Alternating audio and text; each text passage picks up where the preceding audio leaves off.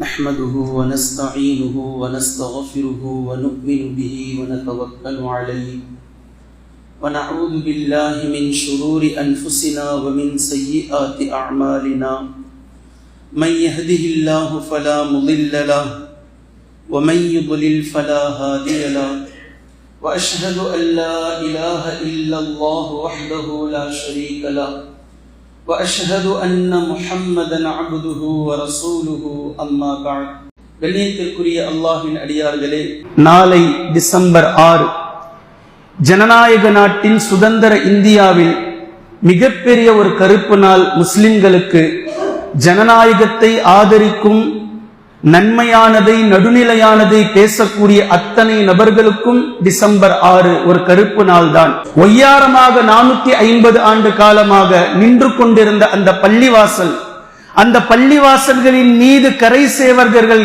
ஏறி, காவிகள் ஏறி, கடப்பாறையாலும் மற்ற ஆயுதங்களாலும் ஒரு பள்ளிவாசலை இடித்து தகர்த்தினார்கள்.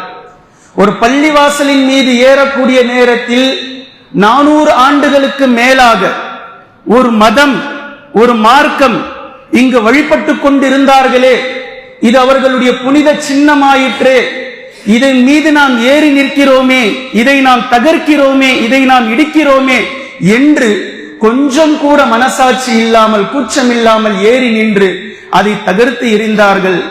பள்ளிவாசல் இருந்த இடத்தில் எந்த இடம் அல்லாஹு அக்பர் அல்லாஹு அக்பர் என்று முழங்கப்பட்டதோ, லா இலாஹ இல்லல்லாஹ் என்ற பேஸ்மெண்டில் இருந்ததோ, அந்த இடத்தில் அந்த முழக்கங்கள் தகர்த்தெறியப்பட்டிருக்கின்றது.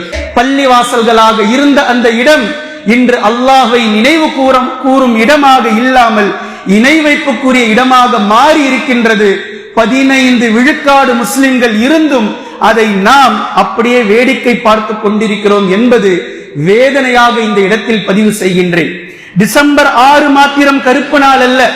1400 ஆண்டுகளாக எத்தனை கருப்பு தினங்களை இந்த கயவர்கள், இந்த கர சேவகர்கள் நமக்கு தந்திருக்கிறார்கள் என்பதை சுருக்கமாக வரலாற்று ரீதியாக நான் உங்களுக்கு முன்னால் எடுத்து வைக்கின்றேன்.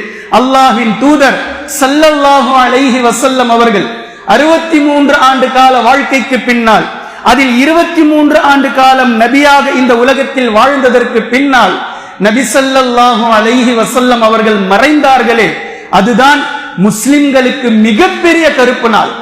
நபி ஸல்லல்லாஹு அலைஹி வஸல்லம் அவர்கள் மக்காவில் இருந்து மதீனாவிற்கு வந்த அன்றைய தினத்தை விட சந்தோஷமான, ஒளிமயமான ஒரு பெருநாளை போன்று மதீனத்து மக்களும் முஸ்லிம்களும் கொண்டாடிய தினம் வேறு எதுவும் இல்லை. அதே போன்று 10 வருடங்களுக்கு பின்னால் நபி ஸல்லல்லாஹு அலைஹி வஸல்லம் அவர்கள் அதே மதீனாவில் வஃபாத்தான தினத்தில் மதீனாவை இருள் சூழ்ந்ததை போன்ற ஒரு கருப்பு தினம் வேறு எதுவும் இல்லை. ஸ்தம்பித்து நின்றோம். நாங்கள் என்ன செய்வதென்று தெரியாமல் புரியாமல் நின்று கொண்டிருந்தோம். முஸ்லிம்களுக்கு கியாமத் நாள் வரைக்கும் இருக்கக்கூடிய மிகப்பெரிய கருப்பு நாள் என்றால், அகிலங்களுக்கான ரஹ்மத்தாக அல்லாஹ் தஆலா யாரை இந்த பூமியில் அனுப்பி வைத்தானோ அந்த முஹம்மதுர் ரசூலுல்லாஹி ஸல்லல்லாஹு அலைஹி வஸல்லம் அவர்களுடைய உடலை விட்டு உயிர் பிரிந்த அந்த தினம்தான் மிகப்பெரிய கருப்பு நாள். நபி ஸல்லல்லாஹு அலைஹி வஸல்லம் அவர்கள் வஃபாத்தாவதற்கு முன்னால் தாயிஃப் நகரத்திலே கயவர்கள், கொடியவர்கள் நபி ஸல்லல்லாஹு அலைஹி வஸல்லம் அவர்களை கடுமையான நிலைக்கு ஆளாக்கினார்களே, அதுவும் வரலாற்றில் மறக்க முடியாத மிகப்பெரிய ஒரு கருப்பு நாள். உஹது போரில் எதிரிகளுடைய கைக்கு எட்டும் தூரம் அளவிற்கு முஸ்லிம்கள் அந்த கொஞ்சம் நேரத்தில் பலவீனப்பட்டு காலித் பின் வலீத் ரலியல்லாஹு அன்ஹு அவர்களுடைய படை நபி ஸல்லல்லாஹு அலைஹி வஸல்லம் அவர்களை கொல்வதற்காக சூழ்ந்து, நபி ஸல்லல்லாஹு அலைஹி வஸல்லம் அவர்கள் குதிரையில் இருந்து கீழே விழுந்து, நபி அவர்களுடைய தலை மீது இருந்த இரும்பு கவசம் நபி அவர்களுடைய நெற்றியில் குத்தி, அந்த இரும்பு கவசத்தினுடைய நுனிப்பகுதி உடைந்து, அதை ஒரு சஹாபி எடுப்பதற்காக பல்லால் கடித்து இழுக்கக்கூடிய நேரத்தில் அவருடைய பல் உடைந்து, இப்படிப்பட்ட துயரங்கள் அனுபவித்த இந்த தினம் இருக்கின்றதே, உஹது நாளில் நபி ஸல்லல்லாஹு அலைஹி வஸல்லம் அவர்களுக்கு ஏற்பட்ட மிக கடினமான நாள். அது முஸ்லிம்களுக்கு ஒரு கருப்பு நாள்.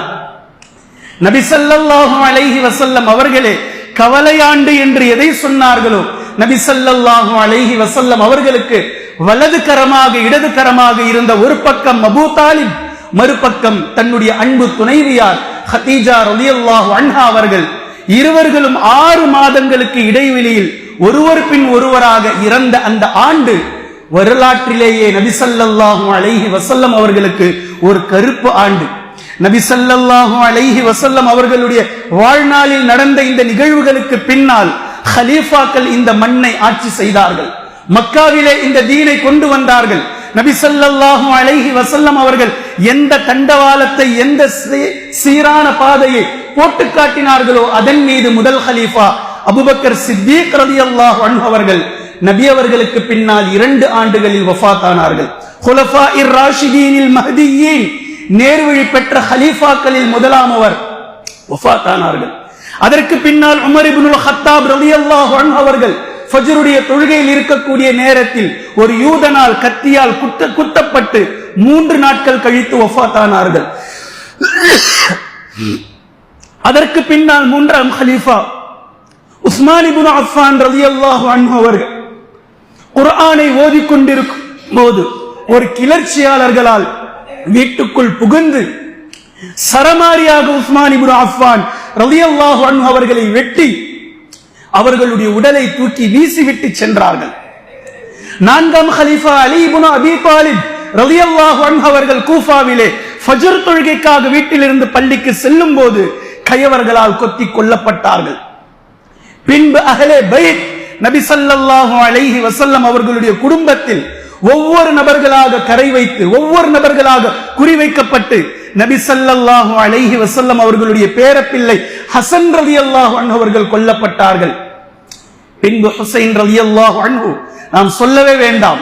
ஏற்கனவே முஹர்ரமில் 10 நாம் இதை பற்றி நினைவூட்டி இருக்கின்றோம்.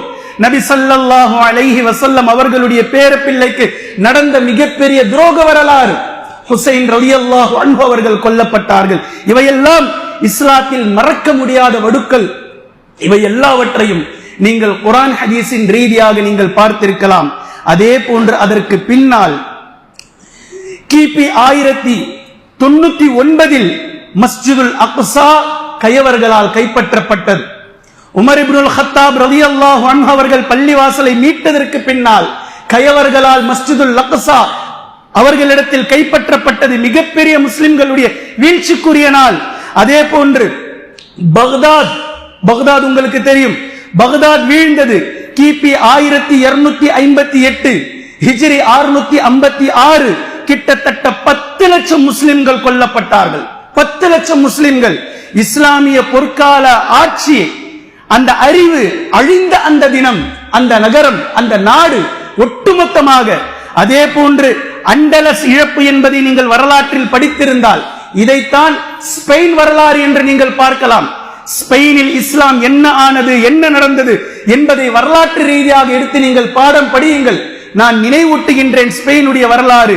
கிபி 1492 800 ஆண்டு காலம், கிட்டத்தட்ட 800 ஆண்டு கால முஸ்லிம்களுடைய நாகரிகம் குழி தோண்டி புதைக்கப்பட்டது. முஸ்லிம்களுடைய சரித்திரம் வீழ்ச்சி அடைந்த தினம் அந்த நாள். அதற்கு பின்னால் ஸ்பெயினில் பள்ளிவாசல்களாக இருந்த பள்ளிவாசல்கள் தேவாலயங்களாக மாற்றப்பட்டது, சர்ச்சுகளாக மாற்றப்பட்டது. வரலாறு. பள்ளிவாசல்களாக இருந்தவை சர்ச்சுகளாக மாற்றப்பட்டது. முஸ்லிம்கள் துரிதமாக வெளியேற்றப்பட்டார்கள் அங்கிருந்து. இது வரலாறு. கருப்பு நாள். அதே போன்று மக்காவில் ஹஜ்ருல் அஸ்வதை பெயர்த்து எடுத்துக்கொண்டு சென்றான் மன்னன். வரலாற்றிலே நீங்கள் படித்திருக்கலாம். காபாவில் ஹஜ்ருல் அஸ்வத் 22 வருஷம் இல்ல, 22 வருஷம் ஹஜ்ருல் அஸ்வத் இல்லாமல் தான் காபா இருந்தது. 22 ஆண்டுகளுக்கு பின்னால் மீண்டும் அதை கொடுத்தார்கள். கிபி 930 அந்த மன்னன் காபாவின் மீது தாக்குதல் நடத்தி இஸ்லாமிய மன்னர்களை கொன்று பலதரப்பட்ட விஷயங்கள் செய்து ஹஜ்ருல் அஸ்வதை பெயர்த்து எடுத்து சென்றான். 22 ஆண்டுகள் ஹஜ்ருல் அஸ்வத் அங்கு இல்லை. இந்த விஷயம் நாம் நினைவில் வைக்க வேண்டும். பின்பு 22 ஆண்டுகளுக்கு பின்னால் அவனாக அந்த கல்லை கொடுத்தான். அந்த கல் பல துண்டுகளாக இருந்தது. இப்போது நாம் சென்று முத்தமிடக்கூடிய ஹஜ்ருல் அஸ்வத் முழுமையான ஒரு கல் இல்லை, கிட்டத்தட்ட 12 துண்டுகளாக அது மாறிவிட்டது. அந்த 12 துண்டுகளைத்தான் அறிஞர்கள், முற்கால அறிஞர்கள் ஒன்றாக சேர்த்து அதை வெள்ளிப்பட்டையில் போட்டு பூசி முழுமையானதை போன்று வைத்திருக்கிறார்கள். ஆனால் அது துகள் துகளாக ஆக்கப்பட்டு விட்டது அந்த மன்னனால். இது ஒரு மிகப்பெரிய கருப்பு நாள் என்பதை நீங்கள் நினைவில் வைக்க வேண்டும். இந்த கிளர்ச்சி படை கராமிதா என்று வரலாற்றிலே அழைக்கப்படுகின்றது. அதே போன்று கிபி 1979, இப்போ ஒரு 55 வருஷத்துக்கு முன்னாடி 1979 காபாவின் மீது தாக்குதல் நடத்தி ரத்த ஆறை ஓட்டினார்கள். ஃபத்ஹே மக்கா நடக்கும் போது கூட, மக்கா வெற்றி அடைந்த போது கூட அங்கு ரத்தம் சிந்தப்படவில்லை. அல்லாஹு தஆலா ரத்தமின்றி காயமின்றி மக்கா வெற்றியை நபி ஸல்லல்லாஹு அலைஹி வஸல்லம் அவர்களுக்கு வழங்கினான். ஆனால் 1979 காபாவுக்குள் சில கயவர்கள் புகுந்து மக்களை சின்னா பின்னமாக சூறையாடினார்கள். பல ஹாஜிகள் கொல்லப்பட்டார்கள், உம்ராவிற்காக வந்தவர்கள் கொல்லப்பட்டார்கள். ரத்தத்தில் நனைந்தது மஸ்ஜிதுல் ஹரமைன் என்பதை நீங்கள் நினைவில் வைத்துக் கொள்ள வேண்டும். 1948 அகதிகளாக அலைந்து கொண்டிருந்த நாடோடிகளாக இருந்த யூதர்கள் பலஸ்தீனிலே கடைசியாக வந்தபோது அந்த நல்லுள்ளம் கொண்ட முஸ்லிம்கள் பலஸ்தீனியர்கள் அவர்களுக்கு கொடுத்த அந்த இடத்தில் 1948 இஸ்ரேல் என்பதை அவர்கள் உருவாக்கினார்கள். இஸ்லாமிய வரலாற்றில் மிகப்பெரிய ஒரு கருப்பு நாள் இந்த நாள். அதே போன்று போஸ்னியா படுகொலை நீங்கள் மறந்திருக்க மாட்டீர்கள். 1995 இன்றிலிருந்து சரியாக 30 வருடங்களுக்கு முன்னால் 1995 போஸ்னியா படுகொலை என்று நீங்கள் படித்து பாருங்கள். முஸ்லிம்கள் இத்தனை கருப்பு நாள்களை முஸ்லிம்கள் சந்தித்திருக்கிறோம். இதில் ஒரு மையமான மிகப்பெரிய கருப்பு நாள் தான் டிசம்பர் 6, 1992 என்பதை நாம் நினைவில் வைத்துக் கொள்ள வேண்டும். முஸ்லிம்கள் கடைசியாக ஒட்டுமொத்த மக்களும் நாட்டினுடைய மக்களும் ஆதரவு வைப்பதும் நம்பிக்கை கொள்வதும் நீதிமன்றங்களின் மீது. பாபர் மஸ்ஜிதுடைய வரலாற்றினுடைய இந்த நீதித்துறையில் 50 ஆண்டு காலமாக 60 ஆண்டு காலமாக நிலுவையில் இருந்த ஒரு வழக்கை நீங்கள் காட்ட முடியாது. 60 வருடங்கள் நிலுவை. அது பாபர் மஸ்ஜிதுடைய இந்த வழக்கு மாத்திரம்தான். இது போன்ற ஒரு வழக்கு 50 வருடங்களாக நிலுவையில் இருந்தது எந்த வழக்கும் இல்லை. இப்படி ஒரு நிலை. கடைசியாக எப்படியாவது நீதிபதி சரியானதை சொல்லுவார், தீர்ப்பை வழங்குவார், உண்மையை பேசுவார், நீதம் எல்லோருக்கும் சமமானது என்று ஏங்கிக் கொண்டிருந்த முஸ்லிம்களுக்கு அவர் கொடுத்த தீர்ப்பு. நீ இப்படி ஒரு தீர்ப்பை உலகத்தில் எங்கும் நீங்கள் காண முடியாது. உலகத்தினுடைய எந்த நீதிமன்றங்களிலும் நீங்கள் காண முடியாது. அப்படி ஒரு தீர்ப்பை நம்முடைய இந்திய நாட்டில், ஜனநாயக நாட்டில் நீங்கள் கண்டு கொள்ளலாம். அமர்வுகள் கொடுத்த தீர்ப்பு பள்ளிவாசல் கோயிலை இடித்துதான் கட்டப்பட்டது என்பதற்கு வரலாற்று சான்றுகள் எதுவும் இல்லை என்றாலும் நம்பிக்கையின் அடிப்படையில் பள்ளிவாசலுடைய இடம் இந்துக்களுக்குத்தான் சொந்தம், இங்கு ராமர் கோவில் கட்டப்பட வேண்டும் என்று தீர்ப்பு வழங்கிய தீர்ப்பை எங்காவது நீங்கள் பார்த்திருப்பீர்களா? ஒரு தீர்ப்பு கொடுத்தால் அந்த தீர்ப்புக்கு கீழாக நீதிபதி கையெழுத்திடுவார், இந்த தீர்ப்பை இவர்தான் கொடுத்தார் என்று. உலகத்தில் இப்படி ஒரு தீர்ப்பு இருக்கிறது. பாபர் மஸ்ஜிதுடைய இந்த தீர்ப்பை யார் சொன்னார்கள் என்றே மறைத்து விட்டார்கள். நீதிபதி கொண்ட ஒரு குழு, அவ்வளவுதான். யார் அந்த தீர்ப்பை வழங்கியது, எந்த குழு, அந்த 5 நபர்களுடைய பேர் என்ன, அந்த 3 பேர் என்ன, தீர்ப்புல பேர் இல்ல. நீதிபதிகள், எந்த நீதிபதிகள் தீர்ப்பு வழங்கினார்கள் என்று நீதிபதிகளை மறைத்த ஒரு தீர்ப்பு உலகத்தில் வேறு எந்த தீர்ப்பிலும் நீங்கள் காண முடியாது. 1925 முஸ்லிம்களை அழித்து ஒழிக்க வேண்டும், இந்த இந்திய நாட்டை இந்து நாடாக மாற்ற வேண்டும், அகண்ட பாரதமாக ஆற்ற வேண்டும் என்று சரியாக 100 வருடங்களுக்கு முன்னால் அவர்கள் கொண்டு வந்த அந்த அஜெண்டா இப்போது 2025 அங்கிருந்து துவங்கினார்கள். காஷ்மீரில் இருந்து அவர்கள் துவங்கி அப்படியே அயோத்தி வழியாக ஒவ்வொரு மாநிலமாக வந்து வந்து வந்து எந்த மாநிலத்தில் இந்துக்களும் முஸ்லிம்களும் ஒற்றுமையோடு வாழ்ந்து கொண்டிருக்கிறோம் என்று பேசப்பட்டதோ அந்த மாநிலத்தினுடைய மதுரையினுடைய மலை மீது ஏறி இப்போது நிற்கிறது இந்த விஷயம். 100 வருடங்கள் 1925 துவங்கி சரியாக 100வது வருடம் 2025 காஷ்மீர் முதல் கன்னியாகுமரி என்பதை நீங்கள் கேள்விப்பட்டிருக்கலாம். அது எந்த டிராவல், எந்த ரயில் பயணங்கள் சரியாக பயணம் செய்ததோ இல்லையோ, RSS பயணம் செய்திருக்கிறது. அங்கிருந்து துவங்கி சரியாக இன்று தமிழ்நாட்டினுடைய மதுரையினுடைய மலை மீது வந்து நிற்கிறது. எப்படி தீர்ப்பு வருது தெரியுமா? எப்படி தீர்ப்பு வருது தெரியுமா? 100 ஆண்டுகளாக இல்லாத ஒரு வழக்கத்தை செய்ய வேண்டும் என்று அவர்கள் கேஸ் போடுறாங்க. சில பேர் வழக்காடுகின்றார்கள். அந்த வழக்கை ஏற்ற நீதிபதி அதை ஏற்றலாம், நடைமுறைப்படுத்தலாம் என்று தீர்ப்பு வழங்குகிறார். ஏற்கனவே இருக்கக்கூடிய ஒரு இடத்தில் தீபங்கள் ஏற்றப்படுகின்றது. அது யதார்த்தமானது. ஆனால் தர்காவுக்கு பக்கத்தில் இருக்கக்கூடிய தர்காவினுடைய எல்லைக்கோடு, அந்த எல்லைக்கோட்டிலே இருக்கக்கூடிய அந்த தூணில் தீபம் 100 ஆண்டுகளாக அப்படி ஒரு வழக்கம் இல்லை. ஆனால் அதில் தீபம் ஏற்றியே ஆக வேண்டும் என்று சில கயவர்கள் பேசுகிறார்கள். அதை ஏற்றுக்கொண்ட நீதிபதி தீபம் ஏற்றலாம் என்று வழக்கு கொடுக்கிறார். 2வது நாள் தீபத்தை வழக்கமாக 6 மணிக்கு ஏற்றுவாங்க. நீதிபதியினுடைய அந்த ஆச்சரியத்தை பாருங்க. நீதிபதி எவ்வளவு சுறுசுறுப்பா இருக்கிறார் பாருங்க. 5 மணிக்கெல்லாம் பெஞ்சில வந்து உட்கார்ந்துகிட்டு, ஏன் இன்னும் ஏத்தல, ஏன் இன்னும் ஏத்தல, நான் தான் நேற்று தீர்ப்பு சொல்லிட்டேன், ஏன் இன்னும் ஏத்தலன்னு உட்கார்ந்துட்டு இருக்கிறார்.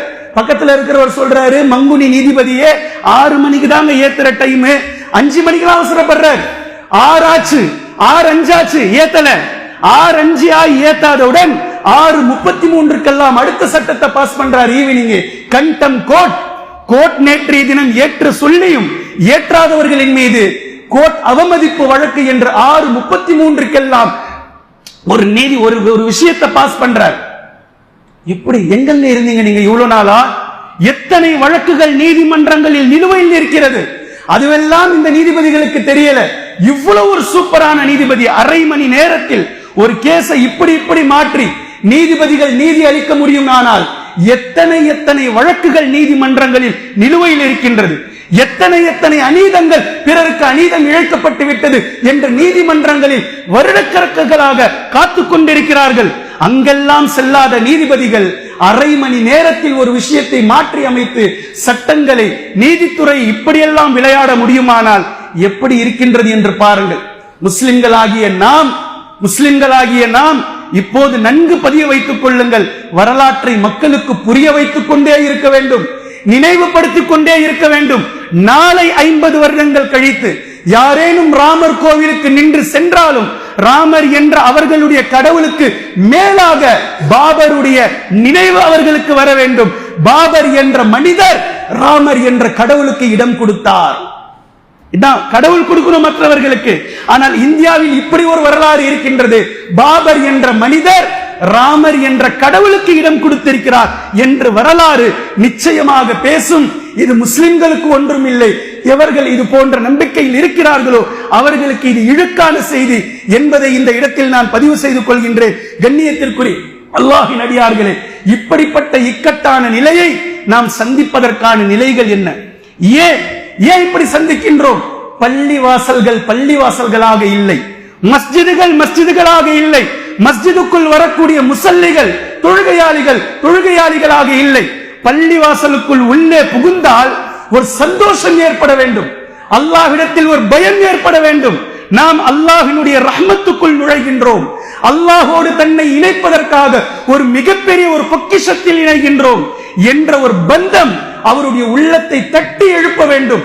பள்ளிவாசல் என்பது நபி ஸல்லல்லாஹு அலைஹி வஸல்லம் அவர்களுடைய காலகட்டத்தில் ஒரு பார்லிமெண்டாக இருந்தது. நபி ஸல்லல்லாஹு அலைஹி வஸல்லம் அவர்களுடைய காலகட்டத்தில் மஸ்ஜிதுன் நபவி நீதிமன்றமாக செயல்பட்டது. நபி ஸல்லல்லாஹு அலைஹி வஸல்லம் அவர்களுடைய காலகட்டத்தில் மஸ்ஜிதுன் நபவி யுனிவர்சிட்டி பல்கலைக்கழகமாக செயல்பட்டது.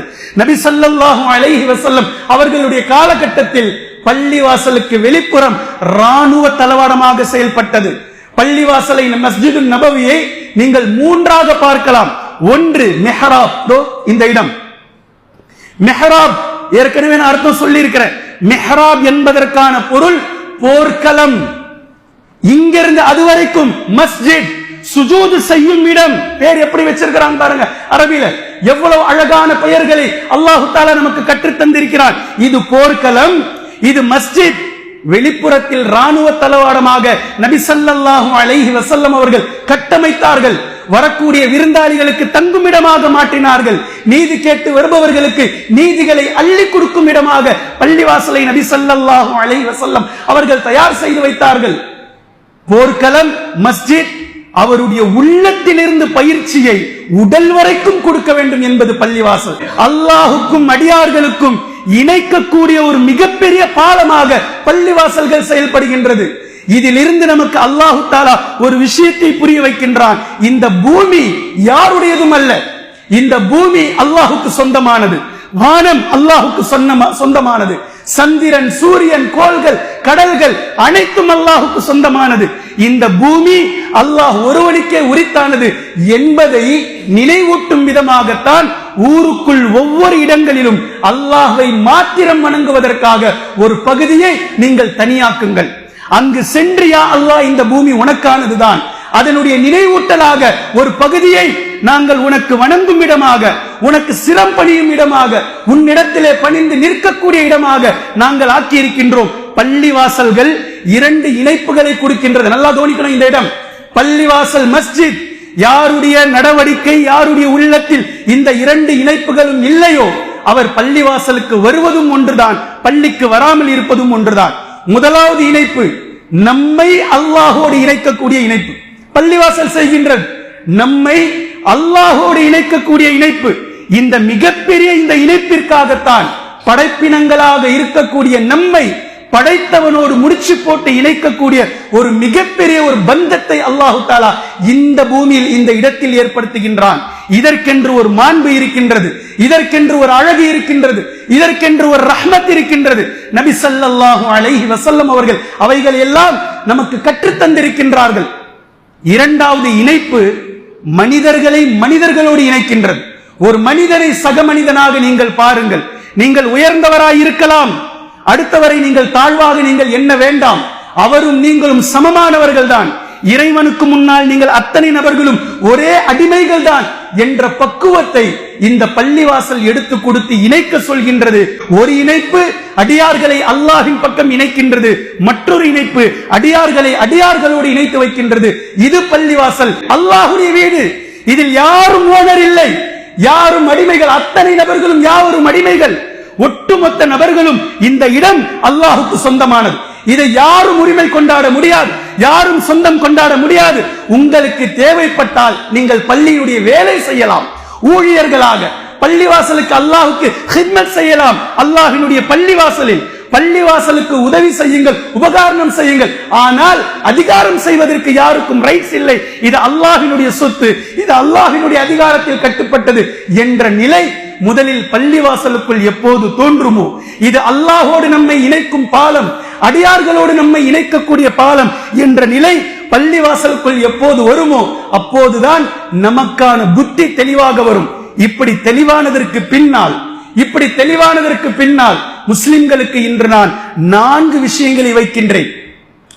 இழக்கப்பட்ட பள்ளிவாசல்களை நிச்சயமாக மீட்டெடுத்தாக வேண்டும், அதில் மாற்று கருத்தில்லை. எத்தனை பள்ளிவாசல்களை இதுவரை நாம் இழந்திருக்கின்றோமோ, எத்தனை பள்ளிவாசல்கள் நம்முடைய கரத்தை விட்டு சென்று இருக்கின்றதோ, ஒட்டுமொத்த பள்ளிவாசல்களையும் மீண்டும் அதே பள்ளியில் அல்லாஹ் அக்பர் அல்லாஹ் அக்பர் என்ற பாங்கோசையோடு நாம் ஒலிர்க்க செய்ய வேண்டும். இது நம்முடைய கடமை. கண்டிப்பாக அல்லாஹ் கேட்பான், தனித்தனியாக விசாரிப்பான், ஜமாத்தாக விசாரிப்பான். நம்முடைய கடமையில் கட்டுப்பட்டது. இனி இருக்கக்கூடிய பள்ளிகளையாவது இன்ஷா அல்லாஹ் நாம் பாதுகாக்க வேண்டும். என்ன செய்ய வேண்டும் முஸ்லிம்கள்? நம்பர் 1, முதலாவது விஷயம், அல்லாஹ்வை தவிர யாரையும் நம்பாதீர்கள்.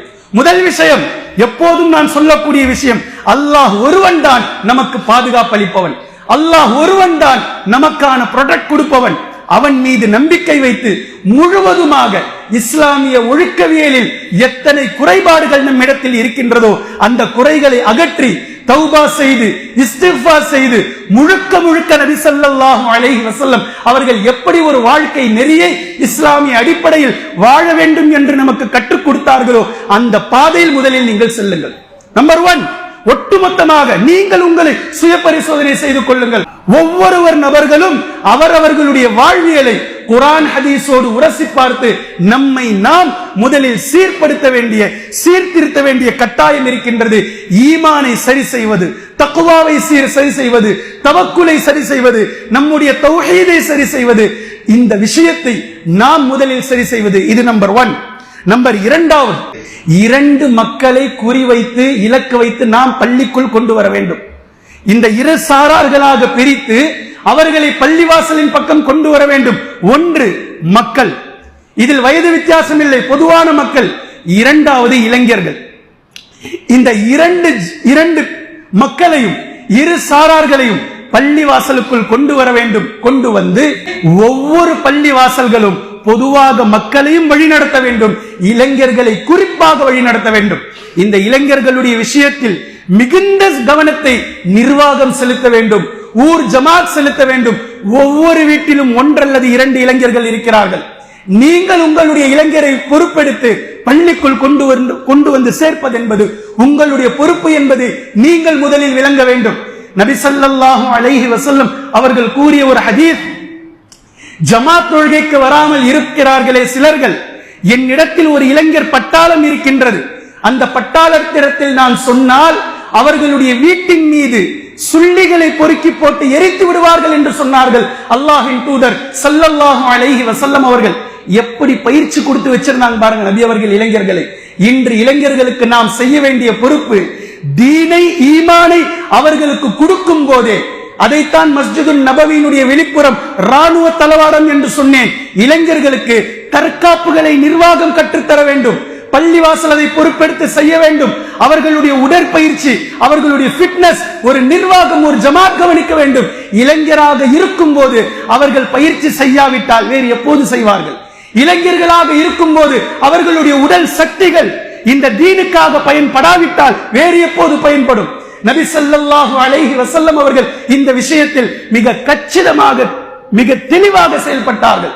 முழுக்க முழுக்க இளைஞர்களுடைய ஒரு படையை, ஒரு பட்டாளத்தை நபி ஸல்லல்லாஹு அலைஹி வஸல்லம் அவர்கள் தயார் செய்து வைத்திருந்தார்கள்.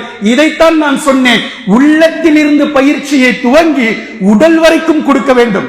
உள்ளத்தால் எப்படி ஷைத்தானோடு போராடுவது, உள்ளத்தால் எப்படி ஜிஹாத் செய்வது, பாவங்களை எப்படி விடுவது என்று உள்ளத்தில் இருந்து பயிற்சியை துவங்கி உடற்பயிற்சி வரைக்கும் இந்த தீனில் பள்ளியினுடைய நிர்வாகம், ஊருடைய ஜமாத் இளைஞர்களுக்கு அதை கொடுப்பது, கட்டுக்கோப்பாக வைப்பது, குர்ஆன் ஹதீஸுக்கு கட்டுப்பட்டவர்களாக அவர்களை வைப்பது.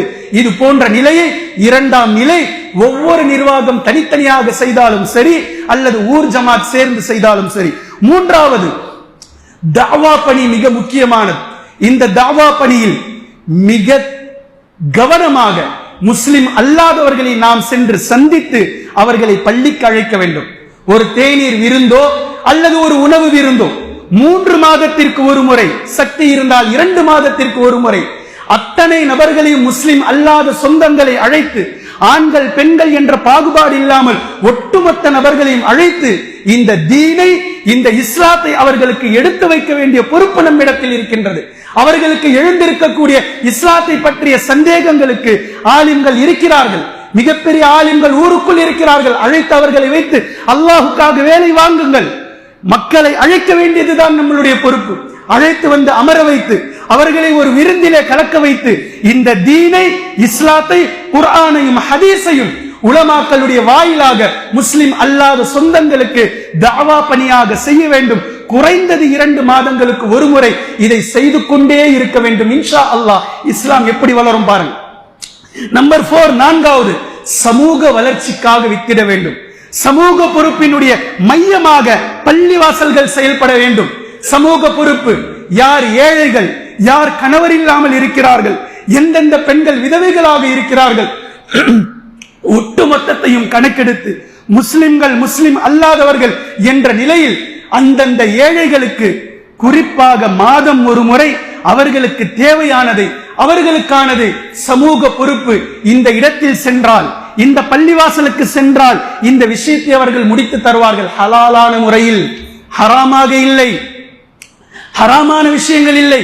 அடிப்படை தேவைகள் என்ன இருக்கின்றதோ மக்களுக்கு அந்த தேவைகளை நிவர்த்தி செய்யக்கூடிய அடிப்படையில் அந்தந்த ஏழைகள் அதற்கு பின்னால் தன்னிறைவோடு வாழக்கூடிய ஒரு அடிப்படையில் அவர்களுடைய வாழ்வாதாரத்தை மேம்படுத்த செய்யக்கூடிய சமூக வளர்ச்சியை நாம் செய்ய வேண்டும்.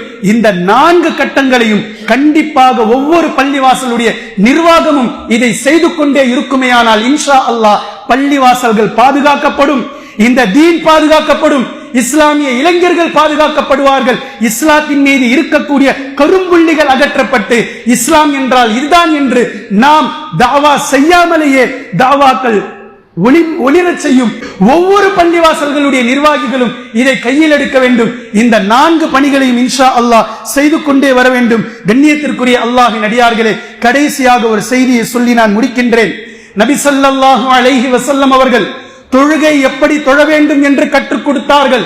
எப்படி தொழுகையை கற்றுக் கொடுத்தார்களோ இதே போன்று தொடை நடுங்கிகளாக இருக்கக்கூடாது என்றும் கற்றுத்தந்தார்கள். ஒரு பலவீனமான முஃமினை விட பலமான முஃமின் அல்லாஹ்விடத்தில் சிறந்தவன் என்று நமக்கு ஏவி இருக்கிறார்கள். நாம் யாரிடத்திலும் தொடை நடுங்கிகளாக இருக்கக்கூடாது. நம்முடைய உரிமையை பேசுகின்றோம், நம்முடைய ஹக்கை நாம் எடுத்து வைக்கின்றோம்.